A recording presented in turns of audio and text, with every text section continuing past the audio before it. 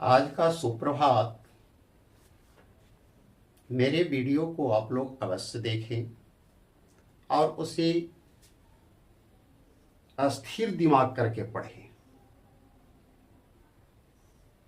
आप जो वीडियो में 5 मिनट में 7 मिनट में पूरी चैप्टर को समझाने का प्रयास कर रहे हैं, उस उलझन से बचने का आप प्रयास करें। यदि सिर्फ ट्रिक पर आप ध्यान देंगे तो मेन समय पर आप मार खा जाएंगे।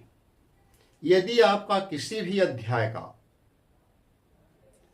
पूरी अध्ययन है, उसकी गहराई तक आप पहुंच चुके हैं, तो किसी प्रकार से क्वेश्चन पूछे, घुमाकर भी पूछेगा, तब भी आप सफलता प्राप्त करेंगे।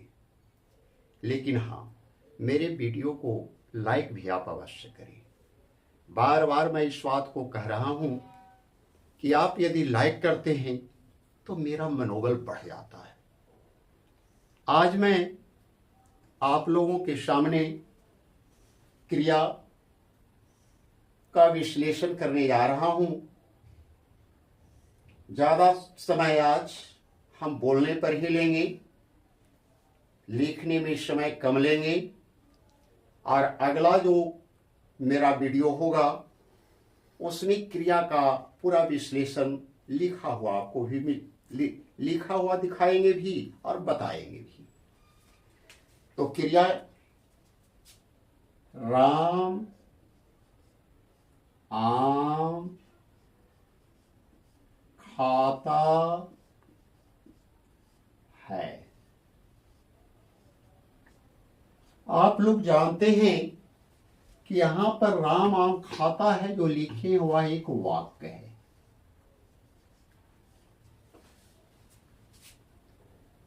जहां पर दो या दो से अधिक शब्द का सार्थक मेल हो जाता है और वह पूर्ण अर्थ देता है, तो उसको हम वाक्य कहते हैं। और दुनिया की जितनी भी भाषाएं हैं, उन सभी भाषाओं में वाक्य की रचना के लिए 3 चीज आवश्यक है। पहला है कर्ता, दूसरा है कर्म, और तीसरा है क्रिया। हमें क्रिया जानने के लिए इन तीनों को जानना बहुत जरूरी है। सबसे पहले है कर्ता। कर्ता का अर्थ ही होता है काम करना।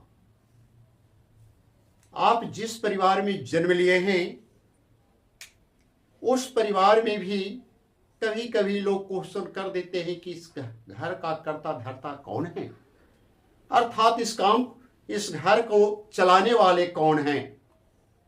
इसका मतलब हुआ मुखिया। उसी प्रकार से इस वाक्य को चलाने वाला, इस वाक्य का मुखिया कौन है? तो मुखिया वही होता है जो काम करता है। तो यहां पर लिखे हैं राम आम खाता है, में काम करने वाला राम है। अतः राम को कहा गया कर्ता। परिभाषा भी आसानी से निकल गया कि काम करने वाले को कर्ता कहते हैं। संसार में जितने भी सजीव प्राणी है, वह सभी कर्ता का उदाहरण है। रटी रटाई चीज नहीं कि 2 4 5 को हम लिख दिए कि फलना फलना उदाहरण हो गया। संसार की जितनी भी सजीव प्राणी है, वह सब के सब करता है, क्योंकि सब के सब काम करने वाला है। आप प्रश्न कर सकते हैं कि क्या कुत्ता करता है? तो हाँ, कुत्ता भी करता है, क्योंकि कुत्ता भी भौंकने का काम करता है, खाने का काम करता है, सोने का काम करता है, देखने का काम करता है। आप प्रश्न कर सकते हैं तो क्या पेड़ पौधे भी करता है? हाँ, पेड़ पौधे भी करता है। पेड़ पौधा फल देने का काम करता है, पुष्प देने का काम करता है, प्रकाश संश्लेषण की क्रिया का कार्य करता है। अतः पेड़ पौधे भी करता है। एकदम दिमाग में रखना है कि संसार की जितनी भी सजीव प्राणी है सब की सब करता है। और जब हम हिंदी साहित्य में वाक्य की रचना करते हैं तो सबसे पहले हम कर्ता को ही लिखते हैं। एक बार पुनः परिभाषा में बोल रहा हूं, काम करने वाले को कर्ता कहते हैं। अब हम चलते हैं दूसरी। अब है प्रश्न कि आम क्या है। तो यहां पर देखते हैं कि क्या खाया गया, तो आम खाया गया। यहां पर खाता का फल पड़ रहा है, अतः इसकी हम अभी बात छोड़कर पहले हम यहां आते हैं खाता पर। तो खाता जो है, इससे किसी काम का होना या करना पता चल रहा है। हंसना, रोना, पढ़ना, दौड़ना, टहलना, बैठना, उठना, ये सब से काम का पता चलता है। तो जिससे काम का पता चलता है उसको व्याकरणविदों ने नाम रखा है क्रिया। क्रिया जिससे किसी काम का होना या करना समझा जाए उसे हम क्रिया कहते हैं। यहां पर है कि क्रिया का उदाहरण क्या होगा। तो प्रायः 2, 4, 5, 10 उदाहरण सीख जाते हैं और दूसरा उदाहरण उससे हट के कोई पूछ देते हैं तो सोच भी पड़ जाते हैं। नहीं, इस पृथ्वी पर जितने भी निर्जीव वस्तुएं हैं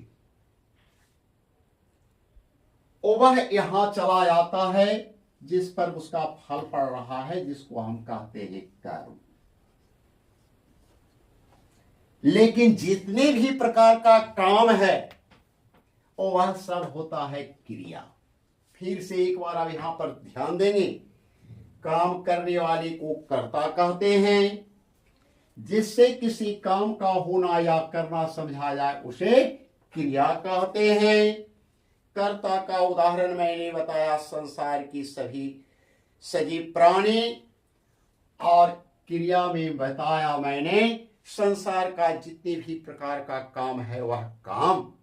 अब देखना भी एक काम है, श्वास लेना भी एक काम है, सुनना भी एक काम है, बैठना भी एक काम है, टहलना भी एक काम है, खाना भी एक काम है, पढ़ना भी एक काम है। इसका मतलब हंसना, रोना, दौड़ना, टहलना, पढ़ना, लिखना, ये मिट्टी कोड़ना, ये सब की सब क्रिया है। और क्रिया का जो माध्यम होता है, क्रिया जिसके द्वारा किया जाता है, अर्थात संसार के जितने भी निर्जीव वस्तुएं हैं वह सभी के सभी क्या है, कर्म है। यहां परिभाषा से बताता है कि क्रिया का जिस पर फल पड़ता है उसको हम कर्म कहते हैं। तो फल पड़ना का मतलब यहां आया माध्यम, उस काम को करने का साधन। यहां पर खाता क्या है, तो आम खाता है। अगर हम कोड़ते हैं तो किस से कोड़ते हैं, तो खंती से कोड़ते हैं, चपड़ा से कोड़ते हैं, खुरपी से कोड़ते हैं। इसका मतलब है खंती,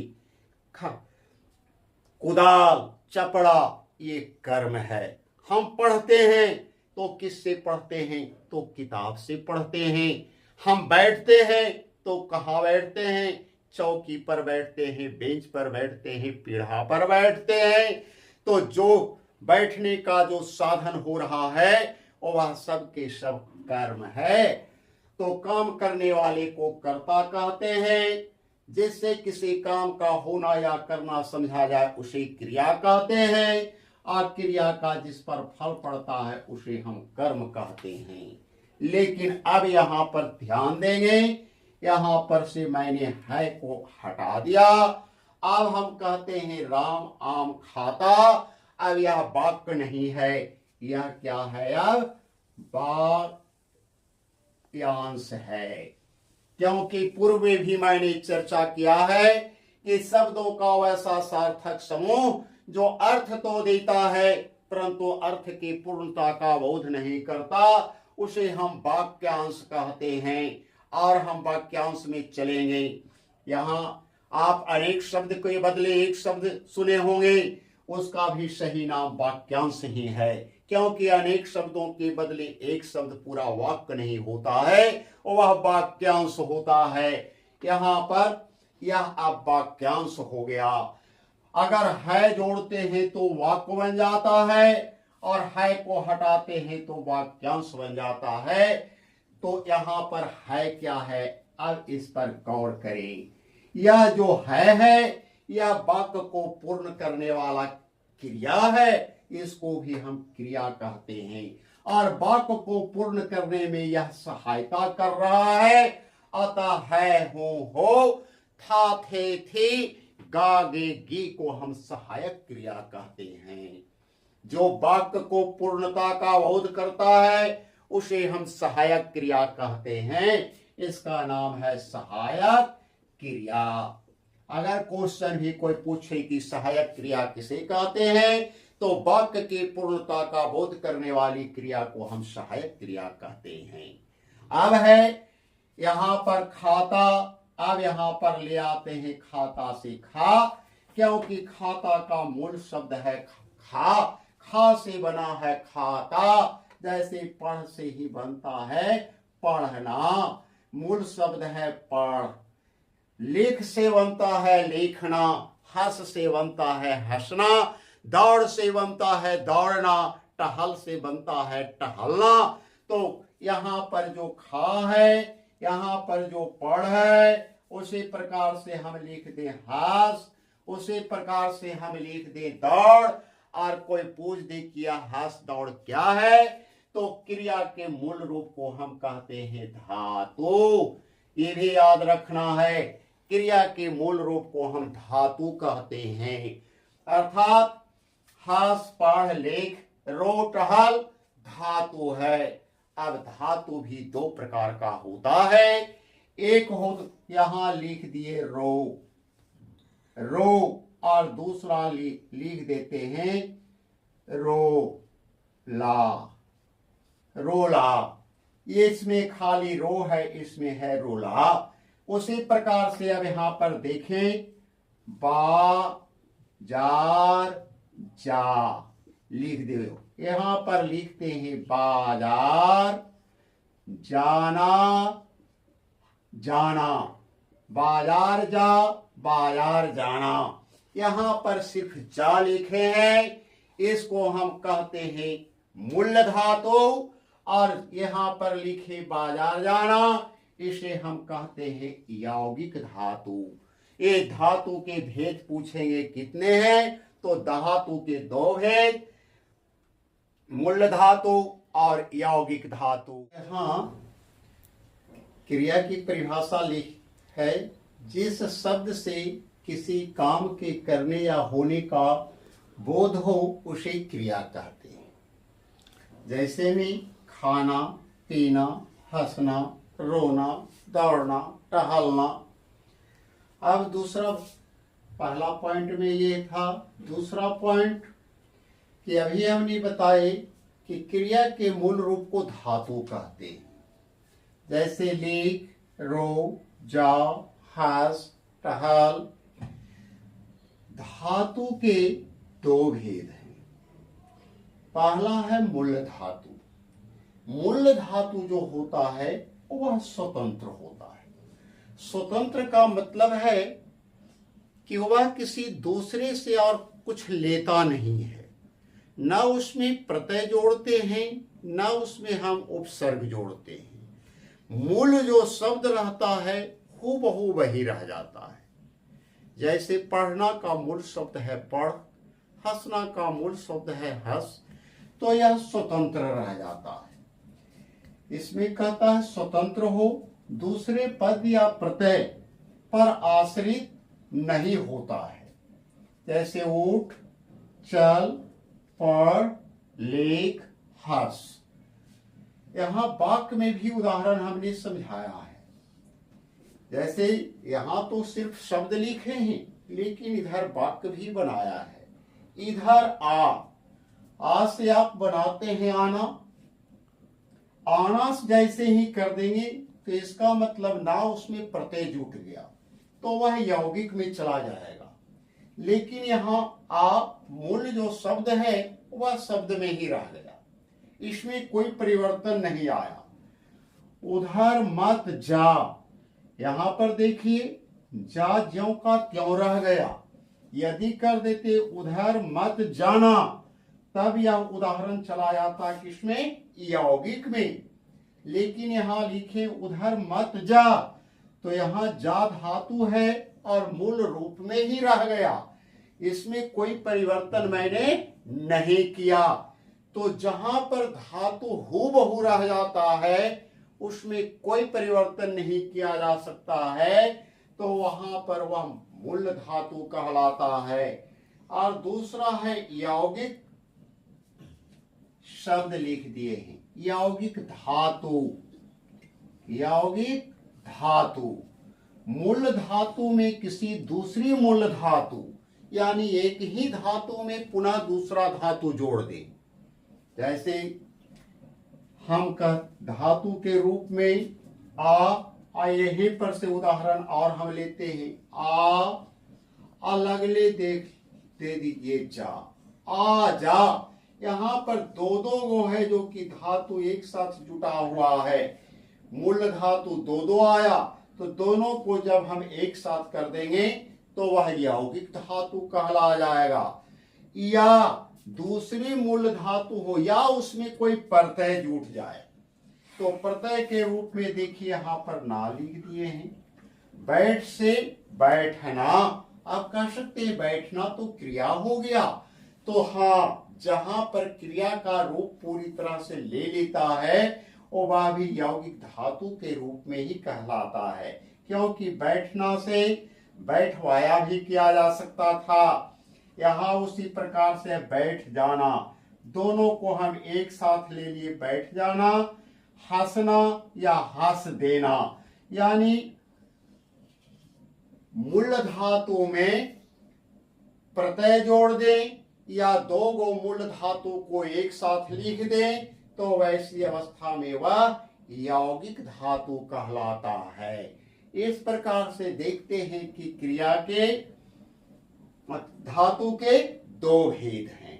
अब हम चलते हैं क्रिया कितने प्रकार का होता है, तो उस पर भी थोड़ी सी हम बात कर लेते हैं, उसके बाद हम लिखेंगे। अब देखिएगा यहाँ पर श्याम पट पर ध्यान देना, यहाँ लिख दिए हंसना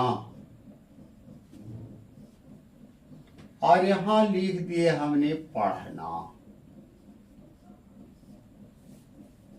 दो वो मैंने शब्द लिया है, हालांकि पहले पढ़ना लिखते और नीचे लिखना चाहिए था हमें हंसना, लेकिन अभी हम समझा रहे हैं, समझेंगे। दो क्रिया मैंने लिया और दोनों क्रिया को मैं सिर्फ क्या से प्रश्न करूंगा, कौन, कब, कैसे, ये सब से प्रश्न नहीं करना है, मात्र क्या से प्रश्न करना है। अगर हम कहते हैं पढ़ना का क्या से प्रश्न करें और वह क्या पढ़ता है, तो इस प्रश्न का उत्तर दिया जा सकता है। इस प्रश्न का उत्तर में हम दे सकते हैं वह रामायण पढ़ता है, और वह कुरान पढ़ता है, और वह महाभारत पढ़ता है, और वह गीता पढ़ता है, और वह हिंदी पढ़ता है, और वह सामाजिक विज्ञान पढ़ता है। लेकिन उसी प्रकार से वह क्या हंसता है, तो इस प्रश्न का हम उत्तर नहीं दे सकते हैं। वह रोता है, वह क्या रोता है, इसका हम उत्तर नहीं दे सकते हैं। इस प्रकार से व्याकरणवेत्ताओं ने क्रिया को दो भागों में बांटा। क्या से प्रश्न करने पर जिसके प्रश्न का उत्तर दिया जा सकता है उसको एक तरफ रखें, और जिसका उत्तर नहीं दिया जा सकता है उसको दूसरी तरफ रखें। क्या से प्रश्न करने पर प्रश्न का उत्तर जिसका दिया जा सकता है उसे व्याकरणविदों ने सकर्मक क्रिया कहा, सकर्मक क्रिया नाम रखा। और जिसका उत्तर नहीं दिया जा सकता है उसे आकर्मक क्रिया नाम रखा गया। जिसको व्याकरणविदों ने परिभाषित किया वो वैसी क्रिया जिसके साथ न तो कर्म हो और न कर्म की रहने की संभावना हो, उसे हम अकर्मक क्रिया कहते हैं। वह हंसता है वाक्य में, वह जो है करता है, हंसना क्रिया है। देखते ही इस वाक्य में कर्म नहीं है, इस वाक्य में ना कर्म है और ना कर्म की रहने की संभावना है। अतः यहाँ पर हंसना जो क्रिया आया उसे हम अकर्मक क्रिया कहते हैं। लेकिन वही कहे वह पढ़ता है, वह पढ़ता है।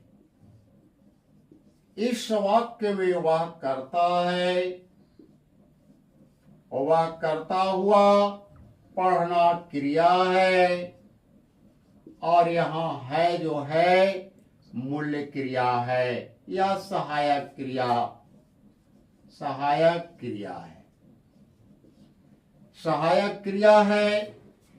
यहाँ पर देखते हैं कर्म नहीं है, लेकिन अगर हम प्रश्न करते हैं और वह क्या पढ़ता है तो देखते हैं यहीं पर मेरा उत्तर आता है, वह किताब पढ़ता है। प्रश्न का उत्तर दिया जा सकता है और यहाँ पर जो किताब आया, हम पूर्व में ही बताए कि संसार की जितनी भी निर्जीव वस्तुएं हैं वह सभी के सभी कर्म है। मेरे हाथ में जो स्केच है यह भी कर्म है, मैंने जो वस्त्र पहना है वह भी मेरा कर्म है। आप तो यहाँ पर किताब कर्म है, क्योंकि परिभाषा में ही बताया गया कि क्रिया का जिस पर फल पड़ता है उसको हम कर्म कहते हैं। तो यहाँ पर देखते हैं कि कर्म लोप है, कर्म नहीं है। अतः हम कह सकते हैं कि यहाँ कर्म की रहने की संभावना है, कर्म के रहने की संभावना है। यहाँ संभावना है तो जिस वाक्य में कर्म हो या कर्म की रहने की संभावना हो उसे हम सकर्मक क्रिया कहते हैं। जिस वाक्य में ना तो कर्म हो और ना कर्म की रहने की संभावना हो उसे हम अकर्मक क्रिया कहते हैं। तो अब हम परिभाषा सकर्मक और अकर्मक का अगले वीडियो में देंगे। हमारी वीडियो यदि आप देखते हैं तो प्रत्येक वीडियो पर ये ध्यान दीजिएगा, अगर वर्ण पढ़ाए हैं तो वर्ण में पार्ट 1, पार्ट 2, पार्ट 3 किया हुआ है। उसी प्रकार से क्रिया पढ़ा रहे हैं तो क्रिया का पार्ट 1, पार्ट 2, पार्ट 3 इस तरह से पूरा किया हुआ रहेगा, क्योंकि क्रिया में अभी हमें बहुत चीज बताना है। कल सकर्मक अकर्मक की परिभाषा लिख देंगे, उसके बाद फिर हमें उसमें चलना है। नाम धातु क्रिया पढ़ावेंगे, यौगिक क्रिया पढ़ावेंगे, प्रेरणार्थक क्रिया पढ़ाएंगे, विधि क्रिया बताएंगे, संयोजक क्रिया बताएंगे। ये अगला वीडियो में मेरा रहेगा। धन्यवाद।